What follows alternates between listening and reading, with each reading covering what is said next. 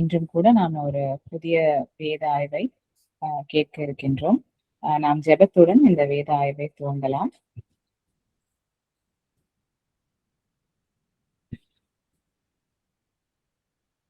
Sister Catherine pray பண்றீங்களா? Catherine Shalom எலிசபெத்னு போட்டிருக்கு உங்களோட நேம்.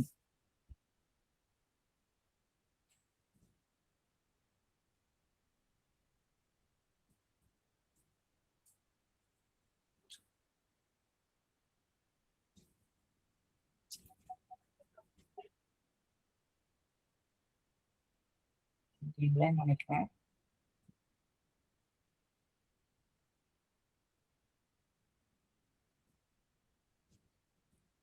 சிஸ்டர் தமிழ் செல்வி நீங்க ப்ரே பண்றீங்களா?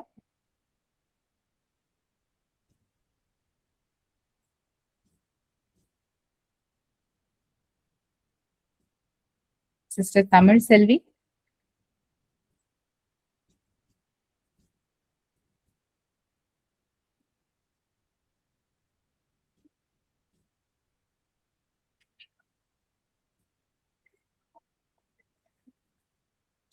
சரி, ஓகே, நானே ப்ரே பண்றேன். அன்புள்ள ஆண்டவரே, இது இந்த ராத்திரி வேலைக்கு அவனுக்கு ஸ்தோத்திரம் அப்பா. இப்பொழுதும் ஆண்டவரே, நாங்கள் அனைவரும் ஆண்டவரே உங்களுடைய வார்த்தையை கேட்பதற்கும் உங்களுடைய வார்த்தையை தியானிப்பதற்கும் ஆண்டவரே உங்களுடைய சமூகத்தில் ஏதோ இந்த ஆன்லைன் மூலமாக ஆண்டவரே நாங்கள் ஒன்று கூடுவதற்கான கிருபையும் இந்த நேரத்தையும் இந்த சுகபல ஜீவன் ஆரோக்கியத்தையும் நீ தந்தீர். அதற்கான கூடான கூடி ஸ்தோத்திரம் அப்பா. இதோ இந்த வேலையை கூட ஆண்டவரே உங்களுடைய கருத்துல ஒப்புவிக்கிறோம் அப்பா. இதோ ஆண்டவரே ஐயாவின் வேத ஆய்வை ஆண்டவரே நாங்கள் கவனிக்கவும், அதே போல ஆண்டவரே அதுல எந்த ஒரு நெட்வொர்க் இஷ்யூஸும் வராதபடி ஐயா சொல்றது எல்லாமே ஆண்டவரே எல்லாருக்கும் தெளிவாக கேட்கவும் தெளிவாக புரியவும் நீர்தாமே ஆண்டவரே கிருபை தந்தரலும் அப்பா. அதே போல ஆண்டவரே இதோ அந்த வார்த்தை ஆண்டவரே எங்களுக்குள்ள கிரியை செய்யவும், இதோ ஆண்டவரே உணர்வுள்ளவர்களாய் ஆண்டவரே நாங்கள் இதோ நல்ல நிலத்தில் ஆண்டவரே விதைக்கப்பட்ட விதைகள் போல ஆண்டவரே எங்கள் மனதில் ஆண்டவரே விதைக்கப்பட்ட அந்த வார்த்தை அப்பா எங்களுக்கு 30, 60, 100 பலம் தர நீங்க கிருபை செய்தரலும் ஆண்டவரே. அதே போல ஆண்டவரே இங்கே இருக்கிற ஒவ்வொருவருக்கும் ஏதாவது ஒரு மனபாரம், ஏதாவது ஒரு கஷ்டம், ஏதாவது ஒரு வேதனை இருந்தால் அப்பா, ஏதாவது ஒரு ஆத்ம சோர்வு இருந்தால் அப்பா, இதோ ஆண்டவரே இந்த வேத ஆய்வின் முடிவிற்குள் ஆண்டவரே அதை நீதாமே ஆண்டவரே எடுத்து போட்டுள்ள வேண்டுமாய் உண்மை கேட்டுக்கொள்கிறோம் அப்பா. இது மீண்டுமாக ஆண்டவரே இந்த நேரத்தை உங்களுடைய கரத்தில் ஒப்புவிக்கிறோம். இயேசுவின் நாமத்தில் வேண்டுகிறோம் நல்ல பிதாவே, ஆமீன். ஐயா பைபிள் ஸ்டடி ஸ்டார்ட் பண்ணுங்க.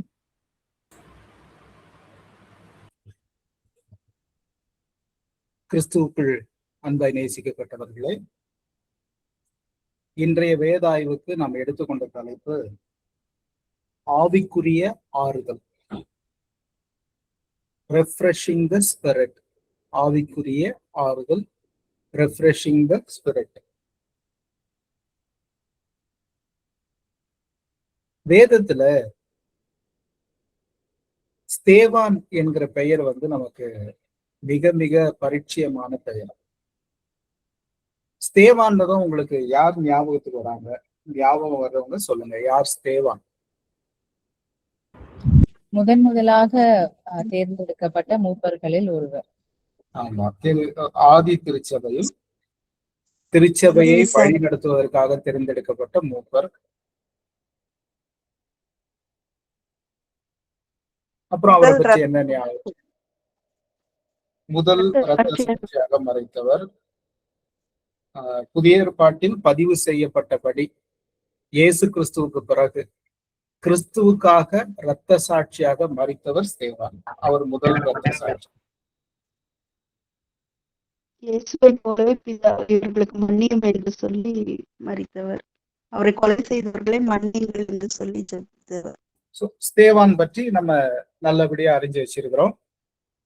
அப்போஸ்தலர்கள் புத்தகம் 6ஆம் அதிகாரத்தில் இருந்து ஸ்தேவானை பற்றி தொடர்ந்து அவர் இரத்த சாட்சியாக மறிக்கிற வரைக்கும் அவர் எப்படி திருச்சபையில் தேர்ந்தெடுக்கப்பட்டார், எப்படி ஊழியம் செய்தார், எப்படி இரத்த சாட்சியாக மறித்தார் என்கிற ஒரு விரிவான தகவல் வேதாகமத்தில் பதிவு செய்யப்பட்டுள்ளது.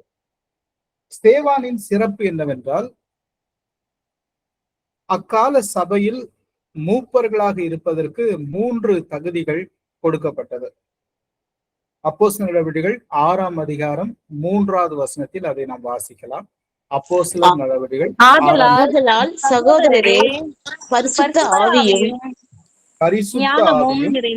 ஞானமும் நிறைந்து ம், நற்சாட்சி நற்சாட்சி பெற்றிருக்கிற போதும் 3 தகுதி இருக்க வேண்டும்.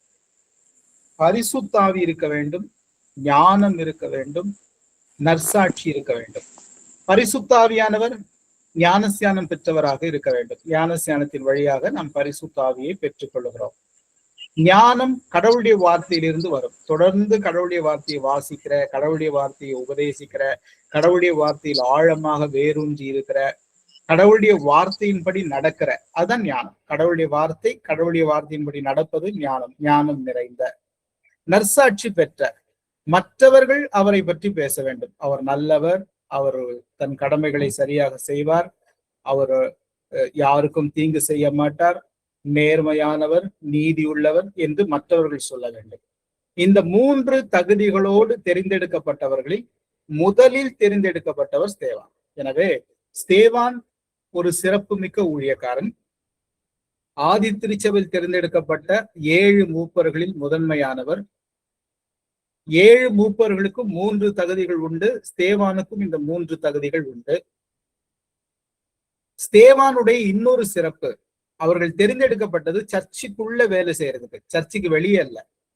திருச்சபைக்குள் நடத்தப்படுகிற ஊழியங்களை அவங்க பொறுப்பெடுத்துக் கொள்ளணும். அங்க இருக்கக்கூடிய சபையாருக்கு அவர்கள் ஆராதிப்பதற்கு, அவர்களுக்கு உணவு பரிமாறப்படுவதற்கு, அவர்கள் தேவைகள் சந்திக்கப்படுவதற்கு, இந்த பொறுப்புகளை செய்வதற்கு தான் இவர்கள் தேர்ந்தெடுக்கப்பட்டார்கள். ஆனால் ஸ்தேவான் திருச்சபைக்கு வெளியே போய் ஊழியம் செய்தார். அநேக ஆத்துமாக்களை ஆதாயப்படுத்தினார். இப்படி ஊழியம் செய்ததினாலேயே அவர் இரத்த சாட்சியாகவும் மரித்தார். அதுதான் ஸ்தேவானுடைய சிறப்பு. இதே புதிய ஏற்பாட்டில் இன்னொரு ஸ்தேவான் இருக்கிறார். இன்னொரு ஸ்தேவானை பற்றி வேதம் சொல்லுகிறது. யாராவது அவரை பற்றி கேள்விப்பட்டிருக்கிறீங்களா? இன்னொரு ஸ்தேவானை பற்றி புதிய ஏற்பாட்டில் இருக்கிறது. கேள்விப்படலானா இன்னைக்கு நாம் அவரை பற்றி தான் நாம் தெரிந்து கொள்ள போகிறோம். வேதத்தில் அவருடைய பெயர் ஸ்தேவான் என்று குறிப்பிடப்பட்டிருக்கும். ஆனால் ஆங்கிலத்தில் அவருடைய பெயர் ஸ்டீஃபனாஸ் என்று குறிப்பிடப்பட்டிருக்கும். ஸ்டீஃபனாஸ், ஸ்டீஃபன் அல்ல, ஸ்டீஃபனாஸ். ஸ்தேவான் என்பதும் ஸ்தேவனா என்பதும் கிட்டத்தட்ட ஒரே பெயர்கள் தான். அது உச்சரிப்பில் இருக்கக்கூடிய மாற்றங்கள் மட்டுமே தவிர பெயர் ஒன்றுதான். இந்த பெயருடைய பொருள் என்னவென்றால் மகுடம் என்று பொருள், கிரவுன், கிரீடம் என்று பொருள்.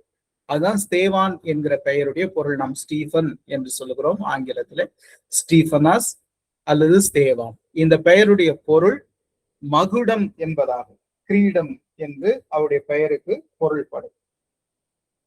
இந்த ஸ்டீஃபனாஸ் பற்றி எங்கே குறிப்பிடப்பட்டுள்ளது என்றால் 1 கொரிந்தியர் 16ஆம் அதிகாரம் 15ஆம் வசனத்தில் குறிப்பிடப்பட்டுள்ளது. 1 கொரிந்தியர் 16. சகோதரரே, ஸ்தேவானுடைய வீட்டார் அகாய நாட்டிலே ஸ்தேவானுடைய வீட்டார், ஸ்தேவானை பற்றி 1 கொரிந்தியர் 16ஆம் அதிகாரம் 15ஆம் வசனத்தில் குறிப்பிடப்பட்டுள்ளது.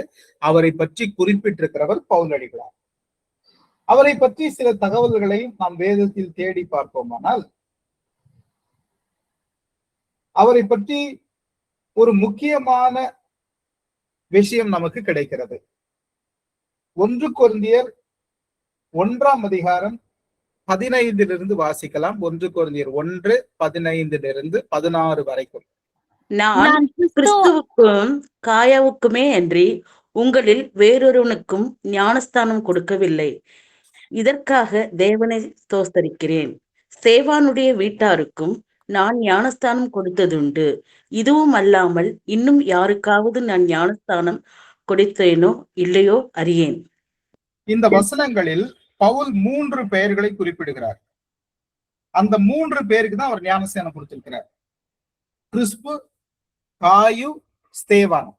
இதுல 14வது வசனத்தில் சொல்லப்பட்டிருக்கிற 15வது வசனத்தில் சொல்லப்பட்டிருக்கிற 2 பெயர்கள். இன்னொரு முறை 15வது வசனம் மட்டும் வாசிக்கலாம். நான் கிறிஸ்துவுக்கும் காயுவுக்குமே அன்றி உங்களில் வேறொருவருக்கும் ஞானஸ்தானம் கொடுக்கவில்லை. இதற்காக 2 பெயர்கள் மட்டும், 2 நபர்கள். இந்த 2 நபர்களுக்கு பவுல் ஞானஸ்நானம் கொடுத்திருக்கார். பவுல் ஞானஸ்நானம் கொடுக்கிற ஊழியத்தில் கவனம் செலுத்தினவர் அல்ல. அவரு ஜனங்களை தேடி போய் சுவிசேஷம் சொல்லுகிறதில் தான் அவர் ஆர்வமா இருந்தார். ஞானஸ்நானம் கொடுக்கிறதுங்கிறது அங்கேயே தங்கி செய்கிற ஊழியம், அங்கேயே இருந்து ஆத்துமாக்களுக்கு ஞானஸ்நானம் கொடுத்து அவர்களை அப்படியே கர்த்தருக்குள் வழி நடத்துகிற ஊழியம். பவுலுக்கு அதுல ஆர்வம் இல்லை. அவருடைய ஆரம்ப காலகட்டத்தில இருந்தே ஒரு இடத்தில் தங்கி ஊழியம் செய்வதை அவர் விரும்பாதவர். அவர் போய்கிட்டே இருப்பார். அவர் எங்கெல்லாம் அவர் மனம் தோன்றுகிறதோ, ஆவியானவர் எங்கெல்லாம் அவரை ஏவுகிறாரோ அங்கெல்லாம் போய் போய் போய் கர்த்தருடைய ஊழியத்தை செய்து கொண்டே இருப்பார். அதனால ஞானஸ்நானம் கொடுப்பதில் அவர் பெரிய ஆர்வம் செலுத்தவில்லை. அவர் ஞானஸ்நானம் அதிக பேருக்கு கொடுக்கவில்லை. அதனாலதான் பேரே சொல்றாரு, இவ்வளவு பேருக்கு தான் நான் ஞானஸ்நானம் கொடுத்திருக்கிறேன், கிறிஸ்து கொடுத்திருக்கிறேன், காயு கொடுத்திருக்கிறேன்னு சொல்லிட்டு 16ஆம் வசனத்தில் ஸ்தேவானை பற்றி சொல்லும் போது மட்டும் வேறொரு குறிப்பு இருக்கிறது. வாசிக்கலாம். 16வது வசனம். ஸ்தேவானுடைய வீட்டாருக்கும் அங்கே ஸ்தேவானுக்கு மட்டுமல்ல, ஸ்தேவானுடைய வீட்டாருக்கும். அப்போ இந்த ஸ்தேவான் யார் என்றால் அப்போஸ்தலனாகிய பவுலால் ஞானஸ்நானம் பெற்றவர். அவர் மட்டும் இல்ல, அவர் குடும்பமே ஞானஸ்நானம் பெற்றவர்கள். அப்படியானால் குடும்பமாக பவுலின் கையால் ஞானஸ்நானம் பெற்றுக் கொண்டவர்கள். அதுதான் அவருடைய சிறப்பு. இந்த குடும்பமாக கிறிஸ்துவுக்குள் ஞானஸ்நானம் பெற்றுக் கொள்வது என்பது வெகு சிலர் தான் அப்படி ஞானஸ்நானம் எடுத்திருக்கிறார்கள். குடும்பமாக கர்த்தருக்குள் ஞானஸ்நானம் பெற்றுக் கொண்டவர்கள் வெகு சிலர்.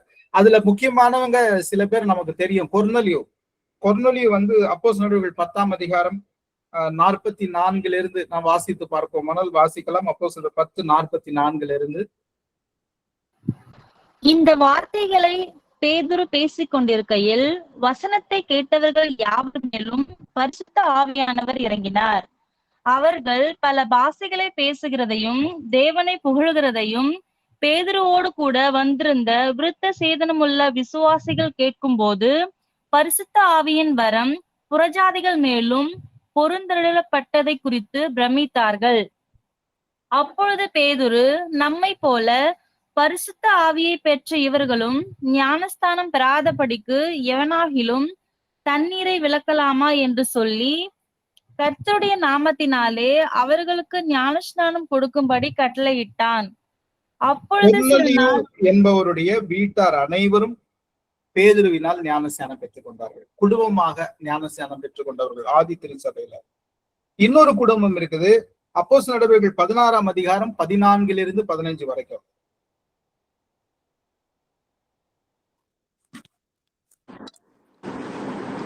அப்போஸ்தலனாகிய பர்னபாவும் பவுலும் அதை கேட்டபோது தங்கள் வஸ்திரங்களை கிழித்து கொண்டு கூட்டத்துக்குள்ளே ஓடி உரத்த சத்தமாய், மனுஷரே, ஏன் இப்படி செய்கிறீர்கள்? 14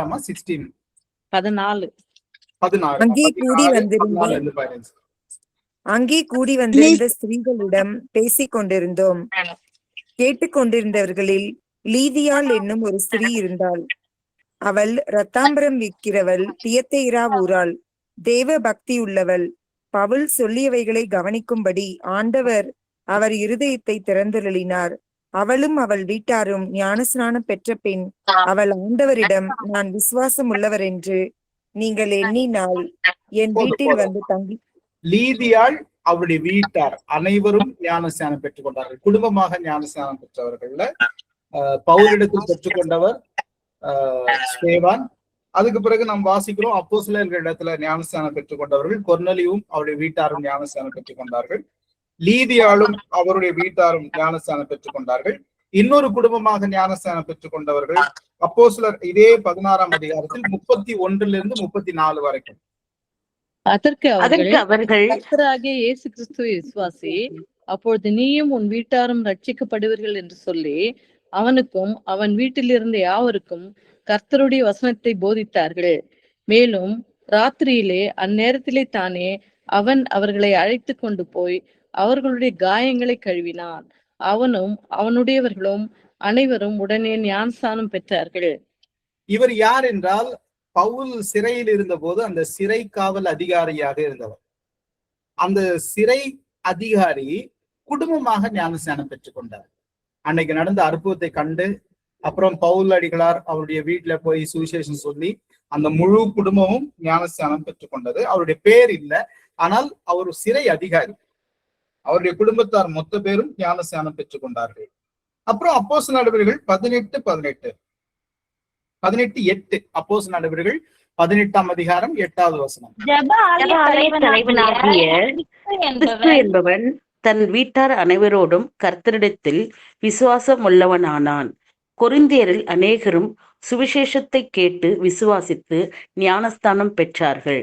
அங்கே கிறிஸ்து என்பவர் குடும்பமாக ஞானஸ்நானம் பெற்றுக்கொண்டார். அப்போ அப்போஸ்தலர்கள் புத்தகத்தில் குடும்பமாக ஞானஸ்நானம் பெற்றுக்கொண்ட அநேகரை பற்றி நாம் பார்க்கிறோம். இன்னைக்கு கூட திருச்சபைகள்ல குடும்பமாக ஞானஸ்நானம் பெற்றுக் கொள்கிறவர்கள் குறைவுதான். இந்த புதிய கிராமங்கள்ல போய் நாம் ஊழியம் செய்யும் போது அல்லது புதிய பணித்தளங்களில் போய் நகரமோ கிராமமோ ஊழியம் செய்யும் போது முதல்ல குடும்பத்துல யாராவது ஒருத்தர் ஞானஸ்நானம் எடுத்துப்பாங்க. அப்பாவோ அம்மாவோ தாத்தாவோ பாட்டியோ அல்லது பிள்ளைகள்ல யாரோ ஒருத்தருக்கோ ஞானஸ்நானம் கொடுப்பாங்க.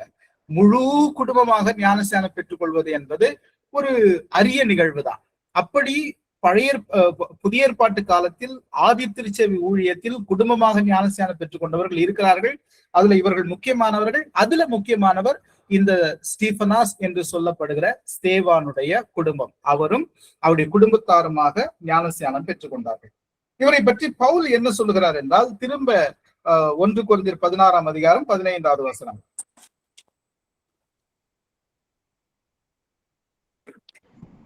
சகோதரரே, ஸ்தேவானுடைய வீட்டார் ஆகாய நாட்டிலே முதற் பலனானவர்கள் என்றும் என்று சொல்லுகிறார்.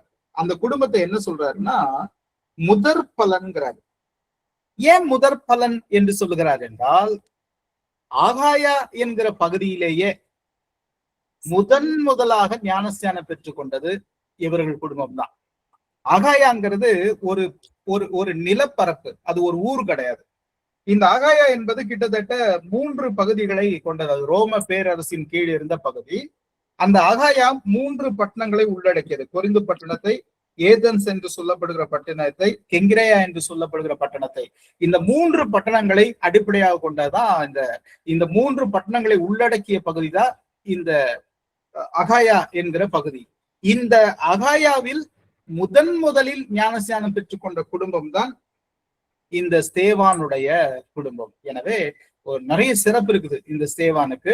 குடும்பமாக ஞானஸ்நானம் பெற்றுக் கொண்டவர், பவுலின் கரங்களால் குடும்பமாக ஞானஸ்நானம் பெற்றுக் கொண்டவர்கள், ஆகாயா பகுதியிலேயே முதலில் ஞானஸ்நானம் பெற்றுக் கொண்டவர்கள். First fruit. எப்பவுமே இந்த முதற் பலன் என்பது வேதாகமத்துல முக்கியமான பங்கை வகிக்கக்கூடியது. எங்கெல்லாம் முதற் பலனோ அங்கெல்லாம் முதற் பலன் விசேஷமாகவே பார்க்கப்படுகிறது. யாத்ராகமம் 23:19, யாத்ராகமம் 23:19.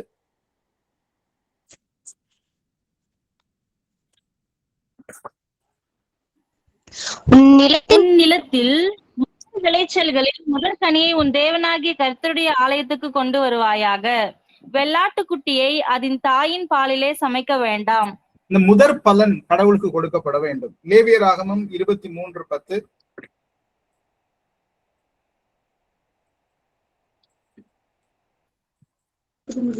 நீ இஸ்ரவேல் புத்திரரோடு சொல்ல வேண்டியது என்னவென்றால், நான் உங்களுக்கு கொடுக்கும் தேசத்திலே நீங்கள் போய் சேர்ந்து அதன் வெள்ளாமையை அறுக்கும் போது உங்கள் அறுப்பின் முதற் பலனாகிய ஒரு கதிர்க்கட்டை ஆசாரியனிடத்தில் கொண்டு வர கடவீர்கள். இந்த முதற் பலனுக்கு என்று இருக்கிற முக்கியத்துவம் நீதிமொழிகள் 3:9.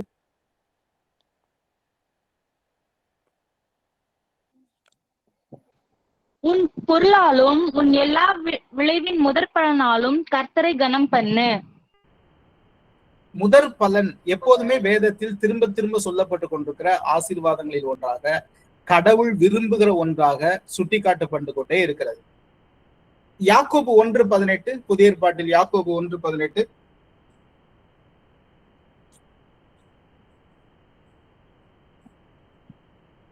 அவர் சித்தம் கொண்டு தம்முடைய சிருஷ்டிகளை நாம் முதற் பலனை நாடுவதற்கு நம்மை சத்திய வசனத்திலே கணிப்பித்தார். ஆமா, முதற் பலன். அந்த வார்த்தை, அந்த முதற் பலன் என்கிற தகுதி விசேஷமாகவே வேதத்தில் பார்க்கப்படுகிறது. ரோமர் 16:5.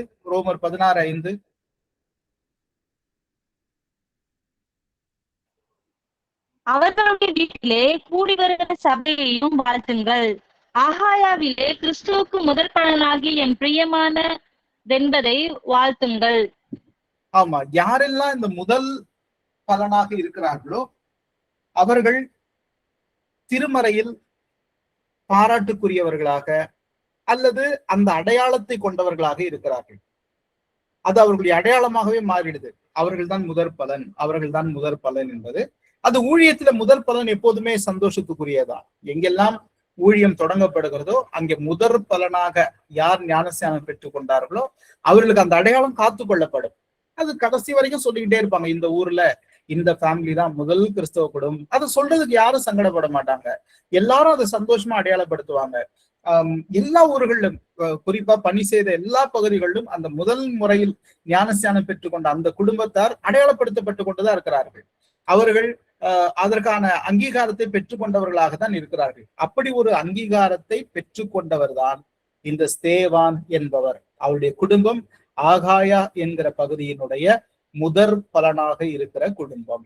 எப்படி கடவுள் பழைய ஏற்பாட்டின் காலத்திலிருந்து முதற் பலனுக்கு ஒரு முக்கியத்துவம் கொடுத்திருக்கிறாரோ அதே போல பவுலடிகளால் கூட இந்த முதற் பலனாகிய ஸ்தேவானுடைய குடும்பத்தாருக்கு ஒரு முக்கியத்துவத்தை கொடுக்கிறார். அவர்களை பற்றி அவர் பேசிக்கொண்டே இருக்கிறார். அவர் முதற் பலனாக இருக்கிறார்.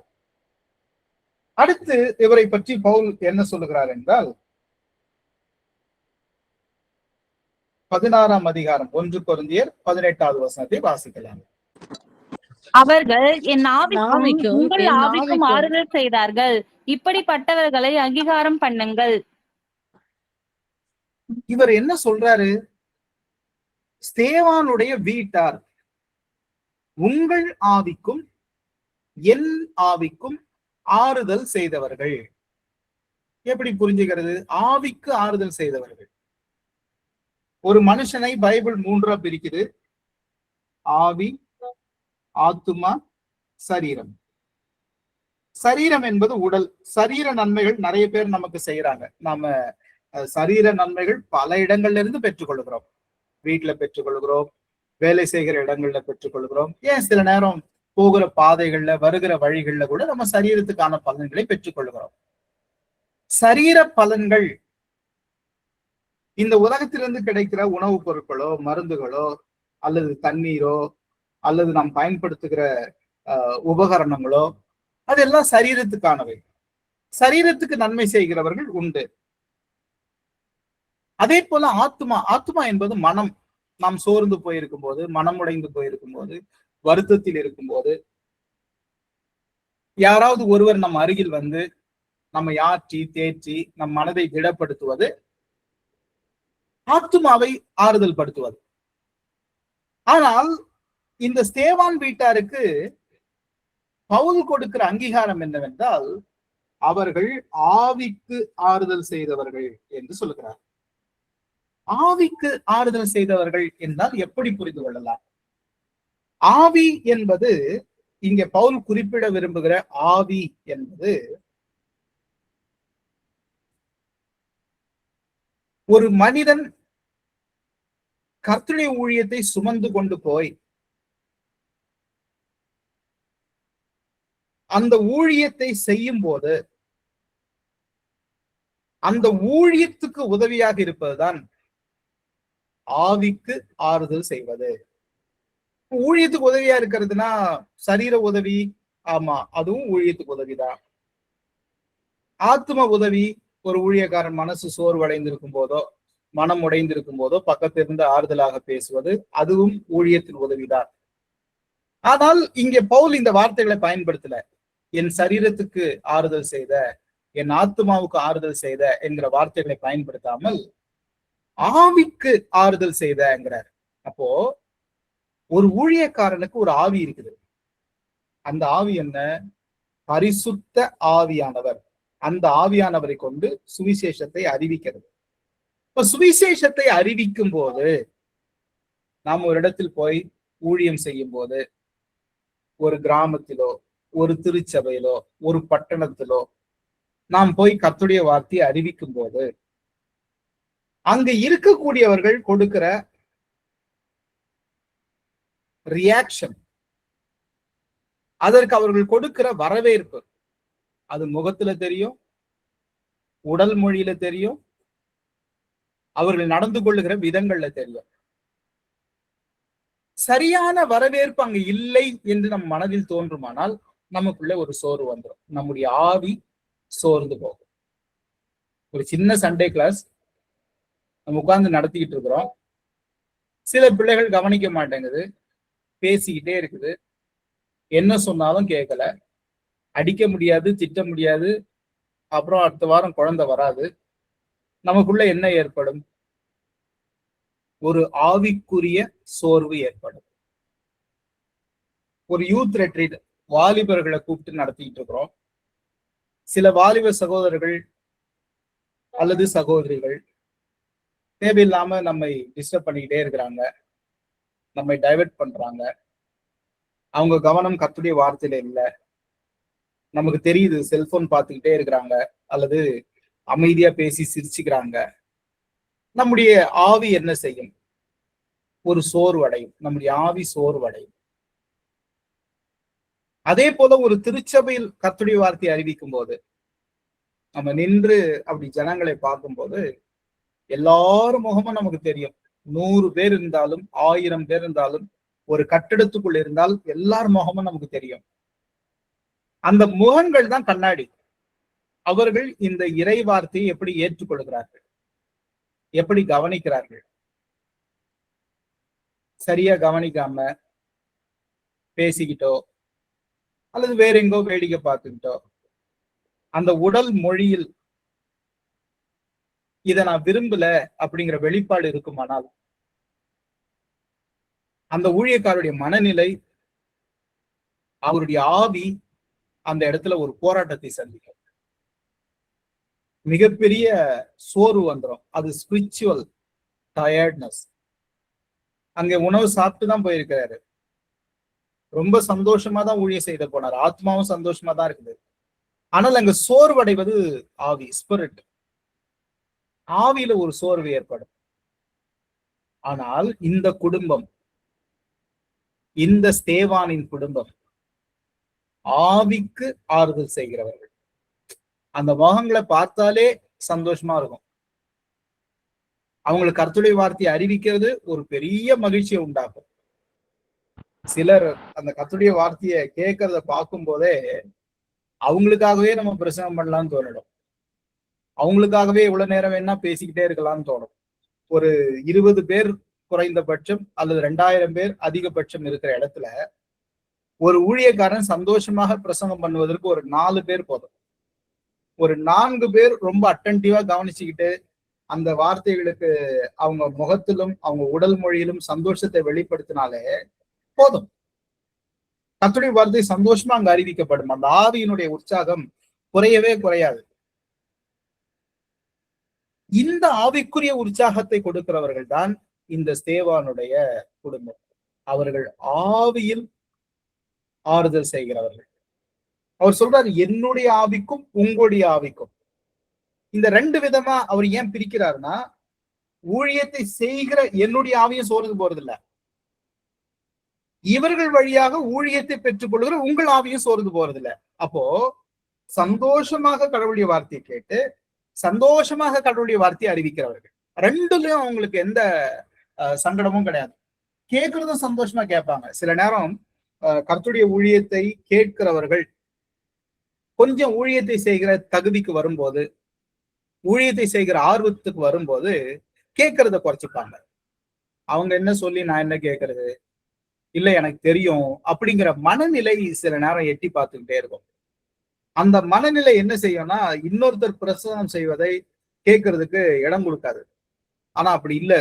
ஸ்தேவான் பவுலடிகளார்கிட்ட உட்கார்ந்து சந்தோஷமாக கற்றுக்கொள்வார்கள், கற்றுக்கொண்டதை சந்தோஷமாக போய் ஜனங்களுக்கு சொல்வார்கள். அப்போ இந்த ஆவிக்குரிய வாழ்க்கையில் பிறருடைய ஆவிக்கு ஆறுதல் செய்கிறவர்களாக இருந்தார்கள்.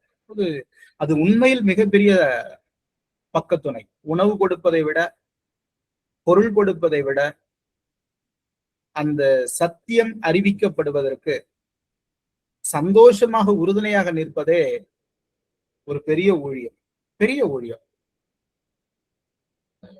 நம்ம சில நேரம் அப்படிப்பட்ட நபர்களா இருக்கும்போது அது சாதாரண செயல் இல்லை. நான் சொன்ன 2000 பேர் உட்கார்ந்து இருக்கிறாங்க, 4 பேர் சந்தோஷமா கவனிச்சா போதும், அந்த ஊழியக்காரருடைய ஆத்மா சோர்வடையாதுன்னு. அப்ப அந்த 2000 பேருக்கு சுவிசேஷத்தை யார் கொண்டு போய் சேர்க்கிறாங்கன்னா இந்த 4 பேர் தான். அவங்க கொடுக்குற உற்சாகம், அவங்க கொடுக்குற அந்த வரவேற்பு, அவர்கள் கொடுக்கிற முக்கியத்துவம் அத்தனை பேருக்கு சுவிசேஷத்தை கொண்டு போய் சேர்க்கும். அவ்வளவு பேருக்கு கர்த்தருடைய வார்த்தை வல்லமையாக சென்று சேர்வதற்கு அவர்கள் உதவியாக இருப்பார்கள். அது மட்டும் இல்ல, அவர்கள் பெற்றுக்கொண்டு போய் இதே ஆவியோடு மற்றவர்களுக்கு உதவியாக இருப்பார்கள். பவுலுக்கு பல்வேறு வகைகளில் இந்த குடும்பம் உதவியா இருந்துச்சு. ஆனால் அவங்க அவருக்கு பொருள் உதவியே செய்திருக்கிறாங்க. அதையும் அவர் பின்னால பேசுறாரு. இந்த குடும்பம் எனக்கு நிறைய பொருள் உதவி செய்திருக்கிறார்கள், நான் குறைச்சல் இருக்கும்போது எனக்கு உதவியாக இருந்தார்கள்னு சொல்றாரு. ஆனா இங்க சுவாரஸ்யமானது ஆவிக்கு ஆறுதல் செய்ததுதான். அதுதான் அற்புதமானது. ஒரு ஊழியக்காரனுடைய ஸ்பிரிச்சுவாலிட்டி ரொம்ப ஆர்வமாக இருப்பதற்கு அவர்கள் பக்கத்துணையாக இருந்தார். அவர்கள் ஆவிக்கு ஆறுதல் செய்தவர்கள், ஸ்பிரிச்சுவல் ரெஃப்ரெஷ்மெண்ட் கொடுக்கிறவர்களாக இருந்தார்கள். அப்போ ஊழியத்தை செய்கிற ஒவ்வொருவருக்கும் இந்த அனுபவம் இருக்கும். நம்ம எங்கெல்லாம் போய் ஊழியம் செய்கிறவர்கள்னா, நான் சொல்றது ஒரு சண்டே ஸ்கூல் தான் நடத்தணும்னு இல்ல, ஒரு யூத் ரெட்ரீட் நடத்தணும்னு இல்ல, ஒரு சர்ச்சு நடத்தணும்னு இல்ல. ஊழியம் செய்யறவங்கன்றவங்க நம்ம இப்படி பக்கத்துல உட்கார்ந்து இருக்கவங்க கிட்ட இயேசுவை பத்தி பேசுறோம், பேருந்துல பயணம் பண்ணும்போது பேசுறோம், ஒரு கடையில இருக்கும் போது ஒருத்தரிட்ட பேசும்போது பேசுறோம். அப்ப அந்த ரிசீவர், அதை பெற்றுக்கொள்ளுகிறவர்கள் நம்முடைய ஆவிக்கு உற்சாகத்தை கொடுத்துட்டு அது எவ்வளவு சந்தோஷமா இருக்கும். நம்ம அதை எவ்வளவு சாட்சியா பகிர்ந்து கொள்றோம். நான் உட்காந்து அவங்க கிட்ட பேசிட்டு இருக்கும் போது இயேசுவை பத்தி சொன்னேன், அவங்க சந்தோஷமா கேட்டுக்கிட்டாங்க. நம்மள எத்தனை பேர் இந்த சாட்சியை சொல்லியிருக்கிறோம்? ஏன் அது சாட்சியாக மாறுகிறது என்றால் அவங்க ரிசீவ் பண்ணிக்கிட்டதுதான், அவர்கள் சந்தோஷத்தோடு பெற்றுக்கொண்டதுதான். அவர்கள் சந்தோஷத்தோடு பெற்றுக்கொண்டதுதான் இந்த ஊழியக்காரனை உற்சாகப்படுத்துது. எந்த ஊழியக்காரன் சொல்லுகிறானோ அந்த ஊழியக்காரனை அது ஆறுதல் படுத்துது. அது இன்னும் இன்னும் ஊழியத்தை தொடர்ந்து செய்வதற்கு உற்சாகத்தை கொண்டு வந்து சேர்க்கிறது. அப்படி ஊழியக்காரனுடைய ஆவிக்கு ஆறுதல் செய்தவர்கள் இந்த குடும்பத்தார். எனவே அப்படிப்பட்ட ஒரு அற்புதமான குடும்பமாக ஸ்தேவானுடைய குடும்பம் இருந்தது. இந்த ஸ்தேவானை போல குடும்பமாக கர்த்தருடைய வார்த்தைக்கு முக்கியத்துவம் கொடுத்து, குடும்பமாக கர்த்தருடைய ஊழியத்தில் பங்கெடுத்து தன்னை அர்ப்பணிக்கிற ஒவ்வொருவருக்கும் கடவுள் ஒரு ஆசீர்வாதத்தை முன்வைத்திருக்கிறார். அந்த ஆசீர்வாதம் என்ன அப்படிங்கிறத நம்ம தெரிஞ்சுக்கலாம். யோவான் 14:27 இயேசுவே சொல்லுகிறார். வசனம் 14, யோவான் 14:27. சமாதானத்தை உங்களுக்கு வைத்து போகிறேன், என்னுடைய சமாதானத்தையே உங்களுக்கு கொடுக்கிறேன். உலகம் கொடுக்கிற பிரகாரமோ நான் உங்களுக்கு கொடுக்கிறதில்லை. உங்கள் இருதயம் கலங்காமலும் பயப்படாமலும் இருப்பதாக. இயேசு சொல்லுகிறார், அவரை நம்பி வந்தவர்களுக்கு, அவரை நம்பி வந்த குடும்பத்தார், கர்த்தருடைய வார்த்தையில் சந்தோஷமாக இருக்கிற குடும்பத்தார், கர்த்தருடைய வார்த்தையை அறிவிக்கிறவர்களுடைய ஆன்மாவுக்கு உதவியாக இருக்கிற குடும்பத்தார் சமாதானத்தை பெற்றுக்கொள்வார்கள். அவர்கள் கலங்கவே வேண்டியதில்லைங்கிறார் இயேசு. உங்கள் இருதயம் கலங்க வேண்டாம். எந்த துன்பத்தில் இருந்தாலும் உங்கள் இருதயம் கலங்க வேண்டாம். இன்னைக்கு இந்த 1 மணி நேரம் கர்த்தருடைய ஊழியம் நாம் இந்த ஆன்லைன் வழியாக செய்கிறோம் என்றால் அதற்கு காரணம் இதில் பங்கெடுக்கிற ஸ்தேவான்கள் தான். ஸ்தேவான்கள் என்பது ஒரு ஆண் பெயராக இருந்தாலும் ஸ்தேவான் என்பது ஒரு ஆணை அடையாளப்படுத்துவதற்கு அல்ல. இந்த கர்த்தருடைய ஊழியத்தின் பாதையில் சந்தோஷமாக ஏற்றுக்கொள்ளுகிற ஒவ்வொருவரையும் இந்த பெயர் குறிக்கும். நம்ம ஆணோ பெண்ணோ, சகோதரனோ சகோதரியோ, கர்த்தருடைய ஊழியக்காரன் கர்த்தருடைய ஊழியத்தை சந்தோஷமா அறிவிப்பதற்கு பக்கத்துணையாக நிற்பதே ஒரு மிகப்பெரிய பங்களிப்பு. அந்த பங்களிப்பு தானே அவ்வளவு நேரம் சுவிசேஷத்தை கொண்டு போய் சேர்க்குது. நீங்க யோசிச்சு பாருங்க, யாரும் வரல, நானும் சகோதரியும் மட்டும் இருக்கிறோம், எப்படி இந்த ஊழியம் நடைபெறும்?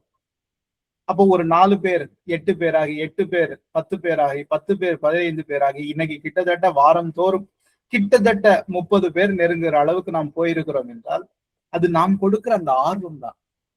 அந்த ஆர்வம் தான் அவ்வளவு பேருக்கு சுவிசேஷத்தை கொண்டு போய் சேர்க்குது, அவ்வளவு ஆத்மாக்களை கொண்டு வந்து சேர்க்கிறது. அது 30 பேர்னா 30 நபர் அல்ல, 30 குடும்பங்கள். அதனாலதான் நான் சொன்னேன் 30 ஸ்தேவான் வீட்டார், 30 ஸ்தேவான் வீட்டார். அவர்களுக்கு கடவுள் கொடுக்கிற வாக்குறுதி என்ன? உங்கள் இருதயம் கலங்க வேண்டாம், என்னுடைய சமாதானத்தை வைக்கிறேன். இயேசு அவருடைய சமாதானம் என்ன தெரியுங்களா? எந்த சூழலும் அவர் சமாதானமாக இருப்பார். அது நெருக்கடியோ, உபத்திரவமோ, துன்பமோ, எப்போதும் அவர் சமாதானமாக இருப்பார். அவருடைய சமாதானத்தை நமக்கு தருவார். எந்த சூழலும் நமது சமாதானத்தை பறிக்காது. அந்த நிலைக்கு நம்மை கொண்டு வந்து வைப்பார். துன்பம் வரும், உபத்திரம் வரும், பிரச்சனைகள் வரும், நம்ம ரொம்ப ஈஸியா அதை ஹேண்டில் பண்ணுவோம். ஏன்னா மனம் அமைதியாக இருக்கும், மனம் சமாதானமாக இருக்கும். மனம் சமாதானமா இருந்தா எந்த பிரச்சனையா இருந்தாலும் நம்ம சாதாரணமா அதை ஹேண்டில் பண்ணிட்டு போயிடுவோம்.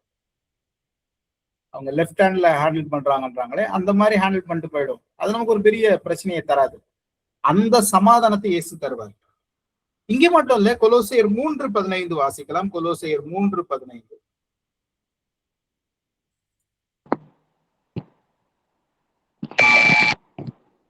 தேவ சமாதானம் ஆளக்கடவது, இதற்கென்று நீங்கள் ஒரே சரீரமாக இங்கேயும் கவனிச்சு பாருங்க, தேவ சமாதானம். அப்போ இந்த கர்த்தருடைய வார்த்தைக்கு முக்கியத்துவம் கொடுத்து நாம் இணைந்து கொள்ளும் போது அந்த சமாதானம் நம்ம யாரெல்லாம் நாம் அவரோடு இணைந்து இந்த ஊழியத்தில் பங்கெடுக்கிறோமோ, குடும்பமாக அவர்களுக்கு வந்து சேர்கிறோமோ, அத்தனை பேருக்கும் இந்த தேவ சமாதானம் வந்து சேர்கிறது. அதனாலதான் என்னுடைய சமாதானம் என்று இயேசு சொன்னார், தேவ சமாதானம் என்று பவுல் சொல்லுகிறார். இப்ப இது கடவுளின் சமாதானம் நம்மை வந்து அடையும். மேலும் லூக்கா 2:52 வசனத்துல இயேசு கிறிஸ்துவனுடைய வளர்ச்சியில, இயேசு கிறிஸ்து கர்த்தருக்குள் வளர்க்கப்பட்டார், ஊழியத்துக்காகவே வளர்க்கப்பட்டார். அவருடைய வளர்ச்சியை பற்றி அந்த வசனம் சொல்லும் போது லூக்கா 2:52 வாசிக்கலாம். இயேசு கிறிஸ்துவானவர் வளர்ச்சியிலும் தேவ கிருபையிலும் மனுஷர் தயவிலும் அதிகமாய் விருத்தி அடைந்தார். இங்க ஞானம், அப்புறம் தேவ கிருபை, மனுஷர் தயவு, இதெல்லாம் அவங்களுக்கு வந்து சேர்ந்துடும். எல்லாமே வந்து சேரும். அவர்கள் ஞானமாக இந்த உலகத்தில் இருப்பார்கள். நாம கர்த்தருக்குள், கர்த்தருடைய ஊழியத்துக்குள், கர்த்தருடைய ஊழியக்காரன் சந்தோஷமாக ஊழியத்தை அறிவிப்பதற்கு அவனுடைய ஆவிக்கு ஆறுதல் செய்கிறவர்களாக இருக்கும் போது நாம் ஞானம் அடைகிறோம். நமக்கு கடவுளுடைய கிருபை கிடைக்கிறது. நாம் மனுஷர் தயவை பெற்றுக் கொள்கிறோம். பொதுவா மனுஷர்கள் வந்து தயவு செய்வதற்கு அடையாளங்கள் அல்ல, உபத்திரவம் செய்வதற்கு தான் அடையாளங்கள். ஆனால் இங்க இயேசு கிறிஸ்துவுக்கு மனுஷர் தயவு இருந்தது. அவர் மனிதனாக இந்த உலகத்தில் பிறந்ததால் மனுஷர் தயவு தேவைப்பட்டது. நாம் மனுஷர் தயவிலேயே வாழ்கிறவர்கள். அந்த தயவை கர்த்தர் கொண்டு வந்து சேர்த்தார். நாமே ஆச்சரியப்பட்டு போயிடுவோம். நமக்கு எதிராக நிற்பவர்களை கூட கர்த்தர் நமக்கு ஆதரவாக திருப்பார். ஒருவேளை உங்கள் வீட்டுக்கோ, உங்கள் குடும்பத்துக்கோ, உங்கள் ஊழியத்துக்கோ, உங்கள் வேலைக்கோ மனுஷர்கள் உங்களுக்கு எதிராக சதி செய்து கொண்டிருப்பார்கள், கர்த்தர் உங்களுக்கு ஆதரவாக அவர்களை திருப்பார். இல்லை என்றால் அவர்களோடு சண்டையிடுவதற்கு உங்களுக்கான மனிதர்களை கொண்டு வந்து சேர்ப்பார். அதை சமாளிப்பதற்கான மனுஷர் தயவை கர்த்தர் உண்டாக்கி கொடுப்பார். இது சாதாரணமானதல்ல. அவருடைய ஊழியத்துக்கு உறுதுணை செய்கிற யாரையும் கர்த்தர் கைவிட மாட்டார். குடும்பமாக கர்த்தரிடத்தில் இணைந்து கொண்டவர்களை கர்த்தர் ஒருபோதும் கைவிட மாட்டார். மனுஷர் தயவை கொண்டு வந்து சேர்ப்பார். ஏனென்றால் அவருடைய கிருபை உங்கள் மேல் இருக்கிறது, என் மேல் இருக்கிறது, நம் மேல் இருக்கிறது. அவருடைய கிருபை நம்ம மேல் இருந்து கொண்டே இருக்கும். நம்மை கைவிடாது, நம்மை ஒருபோதும் கைவிடாது. கடைசியாக 1 யோவான் 3:2.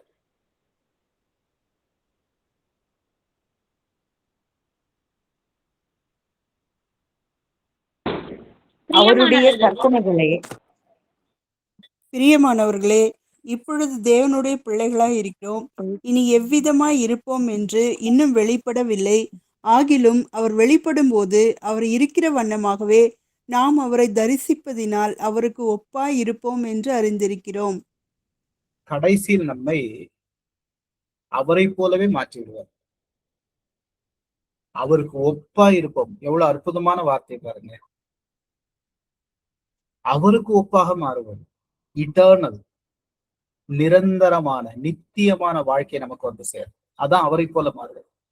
ஏன்னா கடவுள் மட்டும்தான் நித்தியமானவர். அந்த நித்திய வாழ்க்கைக்கு நாம் போய் சேர்றோம். அந்த ஆசீர்வாதத்தை கர்த்தர் நம்ம கொண்டு வந்து சேர்ப்பார். எனவே நம் ஒவ்வொருவர் வீட்டையும், உங்கள் ஒவ்வொருவர் வீட்டையும் சமாதானம் நிரப்பிக் கொண்டே இருக்கும். அது இயேசுவின் சமாதானம், அது தேவ சமாதானம். அவருடைய கிருபை என்றென்றைக்கும் உங்கள் மேல் இருக்கும். மனுஷர் தயவை கர்த்தர் கொண்டு வந்து சேர்ப்பார். தொடர்ந்து நாம் ஞானம் அடைந்து கொண்டே இருப்போம். மிக ஞானமாக நம்முடைய பிரச்சனைகளை அணுகிறவர்களாக மாறுவோம். கடைசியாக நாம் நிரந்தரமானவர்களாக மாறுவோம். நித்திய வாழ்க்கை கர்த்தர் கொண்டு வந்து சேர்ப்பார். எனவே இந்த ஆசீர்வாதங்களை தான் இந்த வாஞ்சை உள்ள ஆத்துமாக்களுக்கு கர்த்தர் வைத்திருக்கிறார். யாரெல்லாம் இந்த ஊழிய பாதையில் தங்களை இணைத்துக் கொள்கிறார்களோ, ஊழியக்காரர்களோடு சத்திய சுவிசேஷம் அறிவிக்கப்படுவதற்கான பாத்திரமாக மாறுகிறார்களோ, அவர்கள் அத்தனை பேருக்கும் இந்த ஊழியத்தின் பலனை அவர் கட்டளையிட்டே தீர்வார். கர்த்தர் தாமே இந்த வசனங்களை கொண்டு நம்மை காப்பாராக. ஆமென். ஏதும் கேள்விகள், சந்தேகங்கள் இருந்தால் நீங்கள் இந்த நேரத்தை பயன்படுத்திக் கொள்ளலாம். நம்ம கடந்த வாரம் அந்த ஊழியத்தை பற்றி பேசும்போது பைபிள் ஸ்டடிக்கு பிறகு அடுத்தடுத்த நாட்கள்ல அநேகர் எனக்கு பர்சனலா போன் பண்ணி நிறைய விஷயங்களை பற்றி பேசிக்கிட்டு இருந்தீங்க. நம்ம பொதுவில பேசக்கூடாது, அதனால தனியா பேசலான்னு நிறைய சகோதரர்கள் சகோதரிகள் தொடர்பு கொண்டு அந்தந்த திருச்சபை ஊழியங்களை பற்றி அல்லது ஊழியத்தை பற்றி அவர்கள் கருத்துக்களை பற்றி பகிர்ந்து கொண்டது பெரிய சந்தோஷத்தை கொடுத்தது. அந்த வேத பகுதி, அந்த ஆய்வு அவ்வளவு பெரிய மாற்றத்தை ஏற்படுத்தும். கடவுளுடைய வார்த்தை எப்பவுமே அப்படிதான். அது நமக்குள் உள்ள வந்துருச்சுன்னா அது செய்கிற நோக்கத்தை நிறைவேற்றாமல் அவரிடத்தில் திரும்பாது. அதுதான் விதைன்னு, அதனாலதான் அதை விதைன்னு வர இயேசு. அதை விதைச்சிட்டோம்னா அது அப்படியே பயணம் பண்ணி அது ஒரு நாள் அறுவடையாகி அது மிகப்பெரிய பலன்களை கொண்டு வந்து சேர்க்கும். அதனுடைய தொடர்ச்சியை நம்ம பேசுறோம்னு சொல்லியிருந்தேன். ஆனா நம்ம அது தொடர்ச்சியை இன்னைக்கு பார்க்கல. அதனுடைய தொடர்ச்சி என்பது அடுத்து அழைப்புனா என்ன, ஏன் அழைக்கிறார், அப்படி நம்ம போனோம். ஆனா அதுக்கு இடையில நம்ம கொஞ்சம் இந்த வேத பகுதி நம்மை சந்தோஷப்படுத்திக் கொள்வதற்காக, நம்மை இன்னும் கொஞ்சம் கடவுளுடைய ஆசீர்வாதத்துக்குள் இணைத்துக் கொள்வதற்காக, கடவுள் நம்மை எப்படியெல்லாம் ஆசீர்வதிக்கிறார் என்பதை புரிந்து கொள்வதற்காக, இந்த ஊழியத்துக்கு பக்கத்துணையாக இருக்கிற, ஊழியத்துக்கு ஆதரவாக இருக்கிற, ஊழியத்தை செய்வதற்கு ஒரு நல்ல சூழலை உண்டாக்கி கொடுக்கிற ஒவ்வொருவருக்கும் கடவுள் எப்படிப்பட்ட ஆசீர்வாதங்களை கொண்டு வந்து சேர்க்கிறார். அவர்களை பாருங்க, ஊழியக்காரர்கள் எல்லாருமே சந்தோஷமா அவர்களை பற்றி பேசுவார்கள். அவர்களுக்கான அங்கீகாரத்தை கடவுள் உண்டாக்கி கொடுக்கிறார். அப்படி ஒரு அங்கீகாரத்தை நம் ஒவ்வொருவருக்கும் கொடுக்கிறார் என்பதை நாம் புரிந்து கொள்வதற்காக, நம்மை நாம் ஆவிக்குரிய வாழ்க்கையில் சந்தோஷப்படுத்திக் கொள்வதற்காக இந்த நேரம். கேள்விகள் இருந்தால் நீங்க கேட்டுக்கலாம்.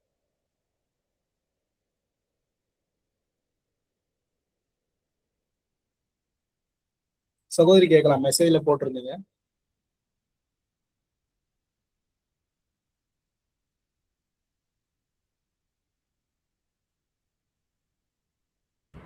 சிஸ்டர் வியூலா, உங்களுக்கு எதுவும் சந்தேகங்கள் இருக்கா, கேள்விகள் இருக்கா? ஓகே ஓகே, செப்பரேட்டா கேட்கறேன்னு சொல்லிருக்காங்க. சரி, ஓகே ஓகே.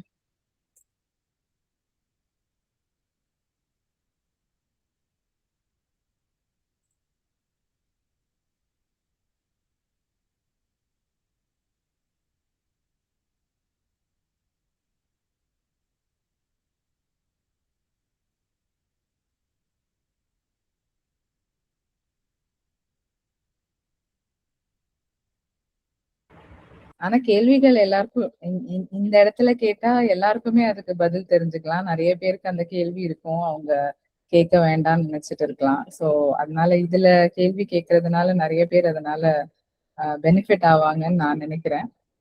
எனிஹவ், அது அவங்களோட விருப்பம்.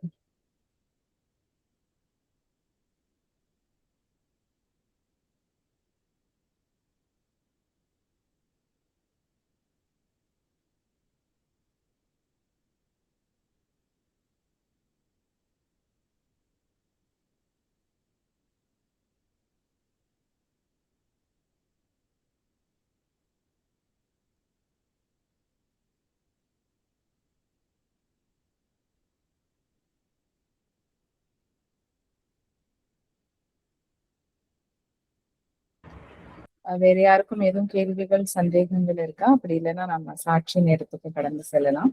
சாட்சிகள் இருந்தாலும் நீங்க பகிர்ந்து கொள்ளலாம்.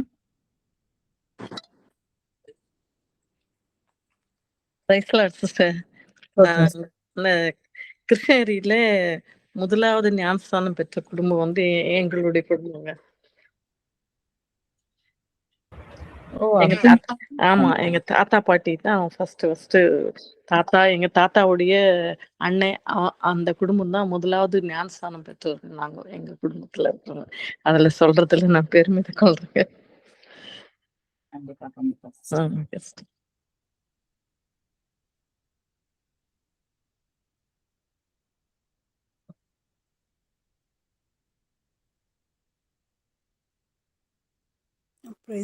எனக்கு ஒரு சாட்சி.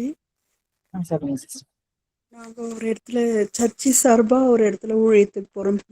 எங்கள் வில்லேஜ் பக்கத்துலேயே இருக்கிற ஒரு வில்லேஜுக்கு.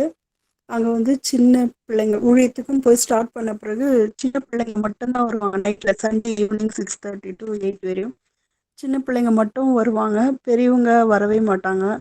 அப்புறம் அது கொஞ்ச நாள் ஆக ஆக இந்த விபிஎஸ் டைமில், சப்போஸ் கிறிஸ்மஸ் டைம்லலாம் நிறைய பிள்ளைங்க வரும். அதுக்கப்புறம் குறைஞ்சிரும் அப்படியே ஆட்டோமேட்டிக்காக. அப்போது அங்கே வரவங்கெல்லாம் அது நான் தான் கொஞ்சம் பொறுப்பாக இருந்து செய்கிறதுனால எல்லாம் இன்னைக்கு பிள்ளைங்க வரவே இல்லையா அப்படின்னு சொல்லி கேட்டுகிட்டே இருப்பாங்க. இன்னைக்கு இவ்வளோதானா அப்படின்னு எல்லாம் கேட்கும்போது கொஞ்சம் ரொம்ப மனசு கஷ்டமாக இருக்கும். நம்ம சபையிலேருந்து போகிறவங்கள விட பிள்ளைங்க குறைவாக இருக்கிறாங்களே அப்படின்னு சொல்லிட்டு. அப்புறம் நான் வந்து ரொம்ப ஜெபிக்க ஆரம்பித்தேன்.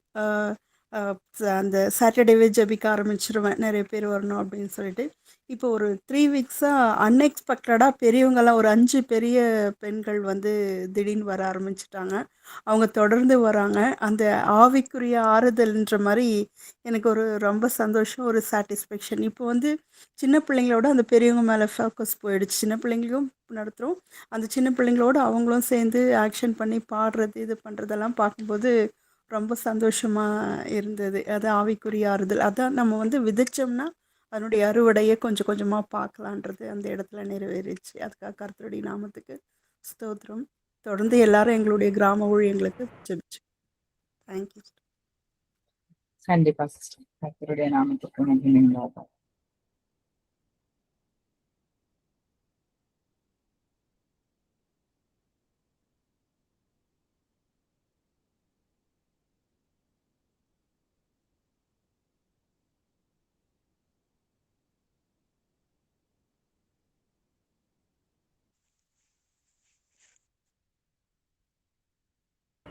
வேற ஏதும் சாட்சிகள் இருந்தால் நீங்கள் பகிர்ந்து கொள்ளலாம். அப்படி இல்லைன்னா நம்ம ஜெப நேரத்துக்கு செல்லலாம்.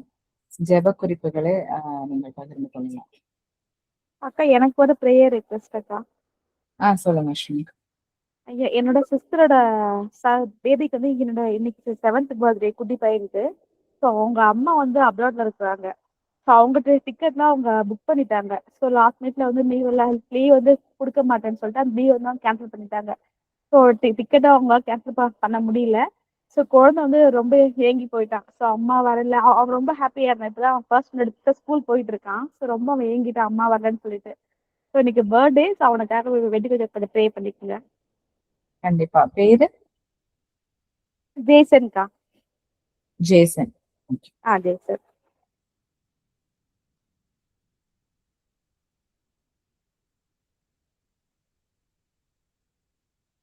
ஐயரே, எஸ்கியூஸ் மீங்க ஐயரே, லாஸ்ட் வீக் ஒரு கொஸ்டின் கேட்டீங்க இல்லைங்க ஐயரே? சொல்லுங்கம்மா. அது யாக்கோபனுடைய மரித்த பிறகு அவருடைய உடல் எப்படி பதப்படுத்தப்பட்டதுன்னு. ஆமா ஆமா ஆமா, அது எங்க இருக்குன்னு கேட்டுருங்க. ஆமாங்க ஐயரே, அது ஆதியாகமம் 50ஆம் அதிகாரம் ஐயரே. ஆமா ஆமா. 2 வசனம். சுகந்த வர்க்கமிட்டார்கள். சுகந்த வர்க்கமிட்டு 40 நாட்கள் அப்படியே நிறைவேறின. 70 நாட்கள் துக்கம் கொண்டாடினார்கள் ஐயரே. ஆமா ஆமா, கிட்டத்தட்ட 70 நாள் அந்த உடலை பதப்படுத்தி இருக்காங்க. அதுவே பெரிய ஆச்சரியம் தான். இன்னைக்கு இருக்கிற அறிவியல்லே அது முடியல. அவங்க அது செஞ்சிருக்காங்க. ரொம்ப ஆச்சரியம். ரொம்ப சந்தோஷம். கரெக்ட். சரி, தேங்க்யூ. சரி, வாழ்த்துக்கள், பாராட்டு.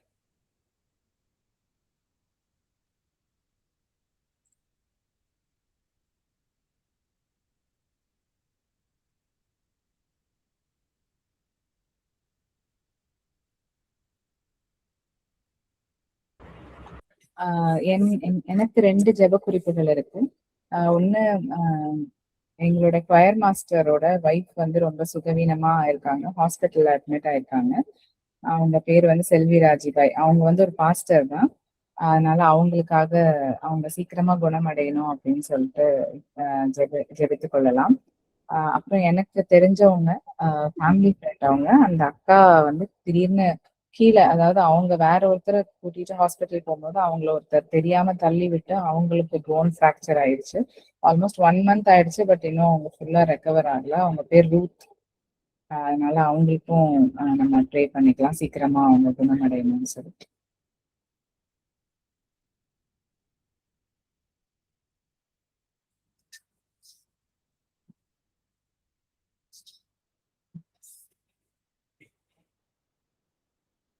வேற யாருக்கும் ஜெப குறிப்புகள் இருக்கா? அப்படி இல்லைன்னா நம்ம ஜெபத்திற்கு கடந்து செல்லலாம்.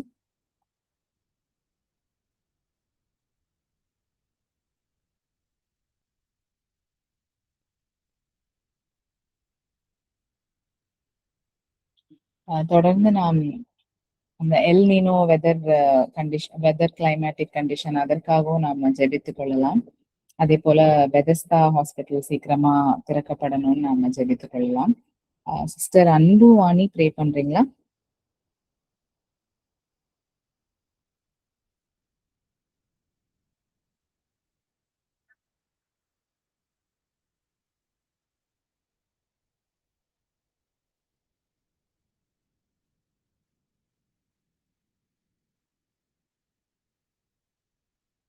ஓகே, அவங்க மியூட்ல இருக்காங்க. ஹலோ ஹலோ சிஸ்டர் ப்ரே பண்றீங்களா சிஸ்டர்? இப்போ சொன்ன ஜெப குறிப்புகளுக்கு வாய்ஸ் கொஞ்சம் பிரேக் ஆச்சு மேம். அகைன் சொல்லுங்க மேம். ஓகே. சிஸ்டர் அஸ்வினி வந்து அவங்களுடைய சிஸ்டரோட குழந்தையோட 7வது பிறந்த நாள். அந்த மகன் பேர் ஜேசன். அவனுக்காக ப்ரே பண்ணிக்க சொன்னாங்க. ஆக்சுவலா அவங்க அம்மா வந்து அப்ராட்ல இருக்காங்க. ஓகே. அதனால அந்த மகனுக்காக ப்ரே பண்ணிக்கோங்க. அதுக்கப்புறம் நான் சொன்ன 2 பேர், ரூத்ன்றவங்க, அவங்களுக்கு வந்து ஃப்ராக்சர் ஆயிடுச்சு, உடல்நிலை சரியில்லாம இருக்காங்க. அவங்களுக்காக ப்ரே பண்ணிக்கோங்க. அப்புறம் எங்களுடைய ஆர்க் என்செம்பிள்னு ஒரு குவயர் டீம் இருக்கு. அந்த குவயரோட குவயர் மாஸ்டரோட வைஃப், அவங்களும் ஒரு பாஸ்டர். அவங்க செல்வி ராஜிபாய் அவங்க பேரு. அவங்களும் உடல்நல குறைவால பாதிக்கப்பட்டு ஹாஸ்பிட்டல்ல அட்மிட் ஆயிருக்காங்க. ஸோ அவங்களும் சீக்கிரமா ரெக்கவர் ஆகணும்னு ப்ரே பண்ணிக்கோங்க. ஓகே. அதே போல அந்த எல் நீனோன்னு இப்போ ஒரு அந்த எக்ஸ்ட்ரீம் ஹீட் கண்டிஷன் சீக்கிரமா பரவிட்டு இருக்கு அப்படின்னு சொல்றாங்க. ஸோ அதுக்காக ப்ரே பண்ணிக்கோங்க. நம்ம எல்லாம் கர்த்தர்கிட்ட ஜெபம் பண்ணோம் அப்படின்னா நிச்சயமா அதுல இருந்து நம்மள அவரு காப்பாத்துவாரு. ஓகே. அதே போல நம்ம தொடர்ந்து வந்து நம்ம பெதஸ்தா ஹாஸ்பிட்டல் திறக்கப்படணும் அப்படின்னு கடைசியா எல்லாரும் சந்திச்சப்போ அது ஒரு ப்ரேயர் ரிக்வெஸ்டா கேட்டிருந்தாங்க. அதனால நம்ம தொடர்ந்து ஒவ்வொரு வாரமும் அதற்காக நாம ஜெபிக்கிறோம். ஸோ அதையும் நீங்க நினைவில் கொள்ளுங்க. ஓகே. ஜெபிப்போம். நேற்று மீண்டும் அழகதிமா நேசிக்கும் நலத்தவனே இசப்பா, இந்த விளக்கம் கொடான கூடி நன்றி ராஜா. இசப்பா, இந்த கூடியில் கலந்து கொண்ட ஒவ்வொருவரையும் நீர் ஆசீர்வதியும் சாமி, விசேஷமாக ராஜா. இசப்பா, ஒவ்வொரு வாரமும் தவறாமல் சாமி இசப்பா உம்முடைய நாமத்தை இசப்பா வெளிப்படுத்துகின்ற சபையின் போதகரை நீர் ஆசீர்வதியும் சாமி. நம்முடைய கரம் ஒன்றுமே இல்லை ராஜா. இசப்பா, அந்த சான்றோர் குப்திலிருந்து நல்ல ஒரு ஊழியத்தை செய்து கொண்டிருக்கிற அந்த கிருபைக்காக நாங்கள் நன்றி செலுத்துகிறோம் சாமி. அதே போல ராஜா இசப்பா, அஸ்வினி அவங்க பையனா நீர் ஆசீர்வதிங்க சாமி. அந்த 7வது பிறந்த நாளை நீ கண்ணோக்கி பாருங்க ராஜா. இசப்பா, கடந்த ஆண்டு முழுவதும் சாமி அவரை கண்மணி போல பாதுகாத்து கொண்ட கிருபைக்காக நன்றி செலுத்தும் ராஜா. பிள்ளைக்கு போதுமான ஞானத்தை தந்து நல்ல ஒரு கல்வி ஆட்சியில தந்து தகப்பனுக்கு தாய்க்கு கீழ்ப்படிந்து நடக்க நீர் உதவி செய்யுங்க சாமி. உங்களுடைய கல்வியிலும் உங்களுடைய ஞானத்திலும் அந்த பிள்ளைகள் வளர்ந்து பெருக நீர் உதவி செய்யுங்க சாமி. அதே போல ராஜா, அவர்கள் பெற்றோர்களே நீர் ஆசீர்வதிங்க சாமி. நம்முடைய கரிம ஒன்றுமேல ராஜா. ஐசப்பா, அதே போல சாமி ரூத் அக்காக்காக உங்களுடைய கருத்தில் வருகிறோம் சாமி. அவங்க உடலில் இருக்க பலவீனத்தெல்லாம் நீ நீக்கி போடுங்க சாமி. மறுபடிய கரிம ஒன்றுமே ராஜா. இசப்பா, உங்களுக்கு எந்த ஒரு உடம்பில் பிரச்சனை இருந்தாலும் நீர் பொறுப்பெடுத்து வழி நடத்துங்க சாமி. இசப்பா, உச்சம் தலைமுறை உள்ள கால்வரை அவங்க இருக்கிற பலவீனத்தெல்லாம் நீ நீக்கி போடுங்க சாமி. மறுபடிய கரிம ஒன்றுமே ராஜா. இசப்பா, உண்மையின்றி ஒரு அணு கூட ஆசையாத சாமி. அவங்களுக்கு ஒரு நல்ல ஒரு உடல் பலத்து சுகத்தை தாருங்க சாமி. அதே போல சாமி கொயர் குரூப்ல இருக்கிற மாஸ்டர் ஒய்ஃப்காக உடைய கருத்தில் வருகிறோம் சாமி. எசப்பா அவரை ஒரு விஷயம் மாத்திரம் கண்ணோக்கி பாருங்க சாமி. எசப்பா உம்முடைய ஊழியத்தில் பாதையெல்லாம் அவங்க பயணிருக்காங்க ராஜா. மலமுடைய கரும் ஒன்றுமல்ல சாமி. எசப்பா அவங்களுக்கு எந்த ஒரு பலவீனம் வந்தாலும் சாமி, எசப்பா நொடி பொழுதில் ராஜா அவங்க குணமடைய நீர் உதவி செய்யுங்க சாமி. அதே போல அவர்கள் குடும்பத்தை நீர் பொறுப்பெடுத்து வழி நடத்துங்க சாமி. அதே போல ராஜா பெதஸ்தா ஹாஸ்பிட்டலுக்காக உடைய கருத்தில் வருகிறோம் ராஜா. எசப்பா அந்த ஹாஸ்பிட்டல் மூலமாக அநேகர் பேர் எசப்பா நிறைய குழந்தைகள் வரமெல்லாம் பெற்றிருக்காங்க சாமி. அதே போல சாமி நிறைய ஒரு பலவீனத்தோடு போயிருக்காங்க சாமி. அதுல எல்லாம் அவங்களுக்கு சுகத்தை பெற்றிருக்காங்க சாமி. அநேகர் ராஜா எப்படிப்பட்ட வியாதியா இருந்தாலும் சாமி உங்களுடைய சமூகத்தில் வந்து அவங்க ஒரு நல்ல சுகத்தை பலத்தை எல்லாம் அவங்க பெற்றிருக்காங்க சாமி. அந்த ஹாஸ்பிட்டல் மீண்டும் திறக்க நீ உதவி செய்யுங்க சாமி. எசப்பா இனிமேலும் ராஜா நிறைய பேர் அந்த நர்ஸுகள் உருவாக நீ உதவி செய்யுங்க சாமி. எசப்பா அந்த மூடப்பட்ட ஹாஸ்பிட்டல நல்லபடியாக திறக்க பொறுக்கிறபேக்காக அங்க நன்றி செலுத்துகிறோம் ராஜா. அதே போல சாமி இந்த சூப்பர் எல் நீனோக்காக உடைய கருத்தில் வருகிறோம் ராஜா. எசப்பா இந்த கடும் பஞ்சத்திலிருந்து எப்படியாவது மக்களை நீ போற கிருபைக்காக நாங்கள் நன்றி செலுத்துகிறோம் சாமி. எசப்பா இனி வருகின்ற காலங்களில் ராஜா எந்த ஒரு பஞ்சமும் ஏற்படாதவனா நீர் பொறுப்பெடுத்து வழிநடத்துங்க சாமி. முடியாது ஒன்றுமே இல்லை ராஜா. எசப்பா இந்த பாவிகளாக இருக்கிற மக்களை ஒரு விஷயம் மாத்திரம் நீக்கு மண்ணோக்கி பார்த்து சாமி எங்களுக்கு ஒரு தயவும் இறக்கத்தையும் தரப்போற கிருபைக்காக நாங்கள் நன்றி செலுத்துக்கிறோம் ராஜா. கேட்டது கொஞ்சம் தகவனே கேட்கும் அது அநேகத்தையும் உடைய கருத்தில் வைக்கிறேன் சாமி. நீங்கள் பெருகவும் நாங்கள் சிறுகவும் கேட்டுக்கொள்கிறோம் ராஜா.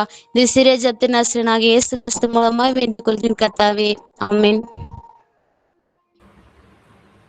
ஆண்டவராகிய இயேசுவின் கிருபை, கடவுளின் அன்பு, தூய ஆவின் ஐக்கியம், வழிநடத்துதல், அளவில்லாத ஆசீர்வாதங்கள் இந்த வேதாயில் பங்கெடுத்திருக்கிற நம் அனைவரோடு, நம் குடும்பங்களோடு, நாம் கேட்ட வார்த்தைகளோடு, நாம் ஏறெடுத்த செப குறிப்புகளோடு தங்கி தரித்திருந்து ஆசீர்வைத்து நன்மையினால் முடிசூட்டி காப்பாராக.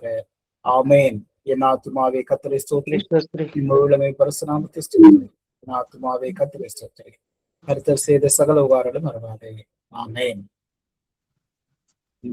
அனைவருக்கும் ஸ்தோத்திரம். ஸ்தோத்திரம். ஸ்தோத்திரம்.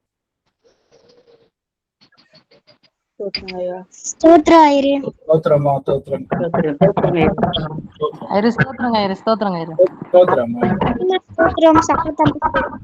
ஸ்தோத்திரம்.